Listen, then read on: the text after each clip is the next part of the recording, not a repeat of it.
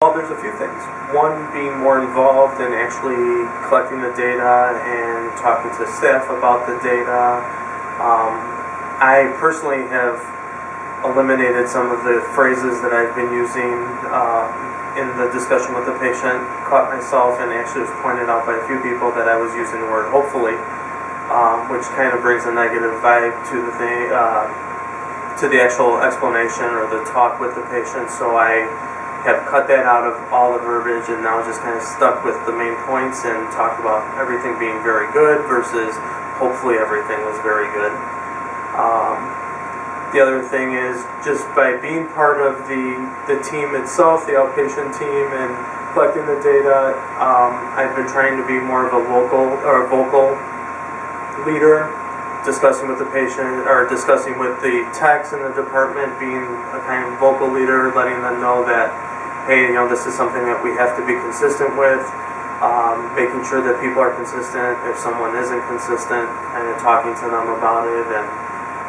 just letting everyone know that with consistency and with the hard work that we do, that if we continue to do this, it will improve our scores. The things that I've done to change my approach to patients is to try to look at everything through their eyes instead of worrying about what I have to do technically and how I have to satisfy a time frame and a quality standard. Many times I find myself and others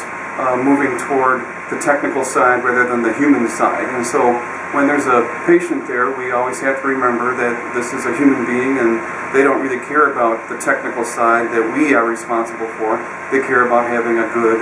experience while they're here. So we make sure that they understand that we're striving for their very good rating, which is our highest rating in our surveys, and that they deserve to receive service that would trigger them to give us that very good rating. So that is the turnaround that we try to make, the mirror and the image, if you will, to try to make our patients understand that we do understand them as humans and they have human needs and human responses, and we make sure that their privacy is taken care of, their comfort is taken care of, and of course we give them the best image quality that we technically can produce.